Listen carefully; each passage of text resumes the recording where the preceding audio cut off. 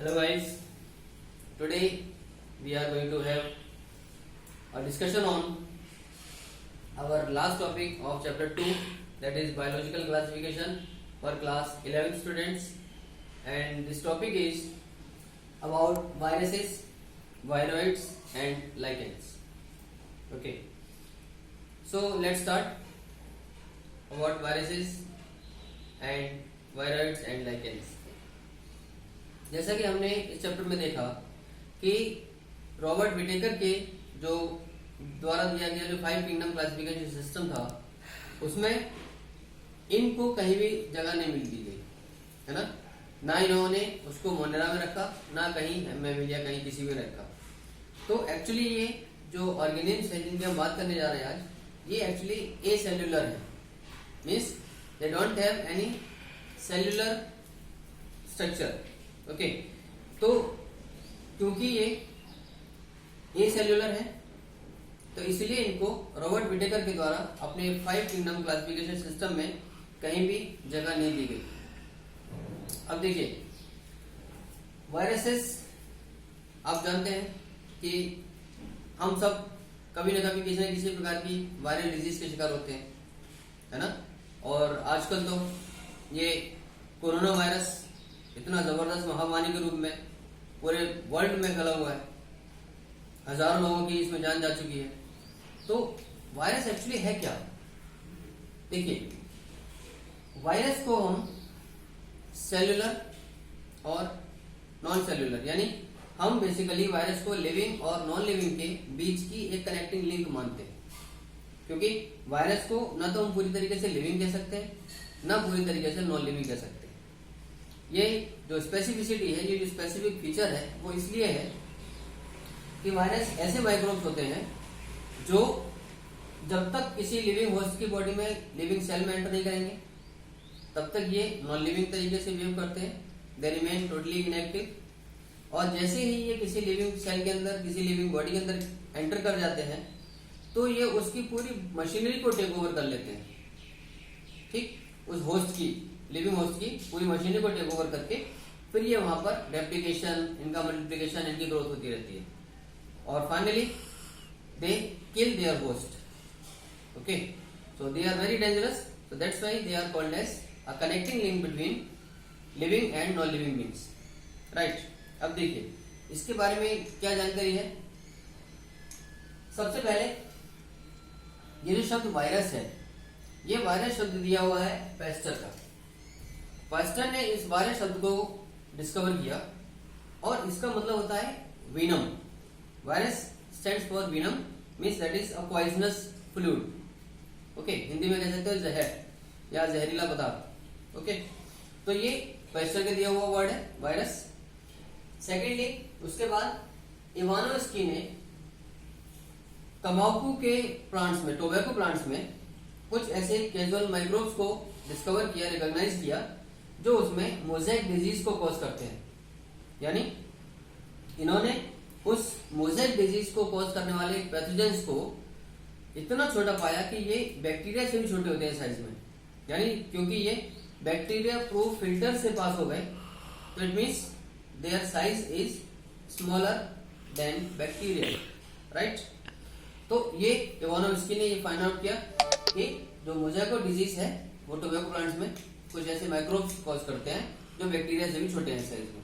Okay, इसके बाद बीजरिनेक ने ये पता लगाया कि जो इन्फेक्टेड टोबैको प्लांट्स हैं उसमें से जब उन लीव्स का एक्सट्रैक्ट निकाला गया तो वो एक्सट्रैक्ट जो था वो भी पॉइजनस था, और वो पॉइजनस एक्सट्रैक्ट दूसरे हेल्थी टोबैको प्लांट्स में भी इन्फेक्शन कॉज करने के लिए कैपेबल था। तो इसलिए जो बीजरिनेक ने इस लिक्विड को, इस पॉइजनस लिक्विड को कॉन्टेजियम वाइबम फ्लूइडम नाम दिया, यानी infectious living fluid. Contagium means infectious, vivum means living, surviving, और फ्लूइडम मीन्स फ्लूइड। तो ये एक ऐसा इन्फेक्शियस लिविंग फ्लूइड है जो हेल्थी प्लांट्स में भी डिजीज कॉज कर सकता था। ओके, तो ये नाम दिया गया, ये टर्म दिया गया एक्चुअली बीजरिनेक के द्वारा, राइट। चलिए अब आते हैं नेक्स्ट, जो स्टेनली ने क्या किया इन वायरसेस को क्रिस्टलाइज किया। उन्होंने ये बताया कि ये वायरस क्रिस्टलाइज भी हो सकता है, इसके क्रिस्टलाइन फॉर्मेशन भी की जा सकती है और इसके क्रिस्टल्स में जनरली प्रोटीन्स पाए जाते हैं।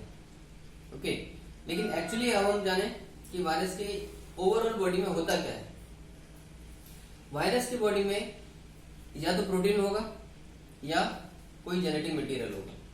ठीक है, देखिए वायरस की बॉडी में जो प्रोटीन है वो बेसिकली जो उसका प्रोटीन कोट है, और प्रोटीन कोट होता है जो जेनेटिक मटेरियल उसके चारों तरफ का प्रोटेक्टिंग एक स्फीयर। तो ये जेनेटिक मटेरियल को यानी न्यूक्लिक एसिड को प्रोटेक्ट करने के लिए एक प्रोटीन की कवरिंग होती है वायरस की बॉडी के अंदर, जो कि आरएनए या डीएनए की बनी होती है। ठीक है, किसी में भी दोनों आरएनए और डीएनए दोनों ही नहीं होते।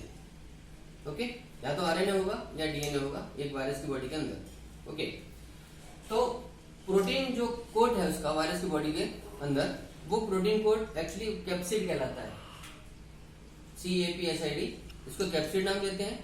और ये कैप्सिड, अगर मैं टोबैको मोज़ेक वायरस की बात करूं, TMV टोबैको मोज़ेक वायरस, इसकी बात मैं करूं अगर, तो ये जो कैप्सिड है वो छोटी छोटी सब यूनिट से मिलकर बना होता है जिनको कैप्सोमियर्स कहते हैं। तो कैप्सोमियर्स से मिलकर बना होता है capsid, means complete protein coat. और ये जो आरएनए है इसका सिंगल स्ट्रैंडेड आरएनए इसको प्रोटेक्ट करता है, इसको कवर करने का काम करता है, राइट।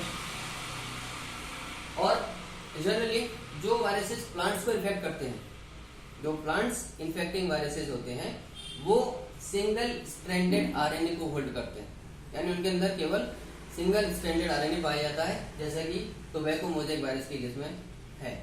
ओके, सेकंड केस, जो वायरसेस एनिमल्स को इन्फेक्ट करते हैं उनकी बॉडी में आरएनए सिंगल स्ट्रैंडेड भी हो सकता है, डबल स्ट्रैंडेड भी हो सकता है। एनिमल्स को इन्फेक्ट करने वाले वायरसेस के केस में आरएनए सिंगल स्ट्रैंडेड भी हो सकता है या डबल स्ट्रैंडेड भी हो सकता है आरएनए, या कहीं कहीं डबल स्ट्रैंडेड डीएनए भी पाया जा सकता है, राइट। तो ये थोड़ा सा डिफरेंस है between viruses those who can infect plants and animals respectively, right. Now इसमें ये जो तीन नाम आप देख रहे हैं, वैसे तो वायरस और भी बहुत सारे होते हैं और वायरस से कई सारी डिजीज हो सकती हैं, जैसे रेबीज है, इन्फ्लुएंजा है, कॉमन कोल्ड है, राइट। तो यहाँ हम केवल तीन तरह के वायरसेस की जो कॉमन वायरस की बात कर रहे हैं।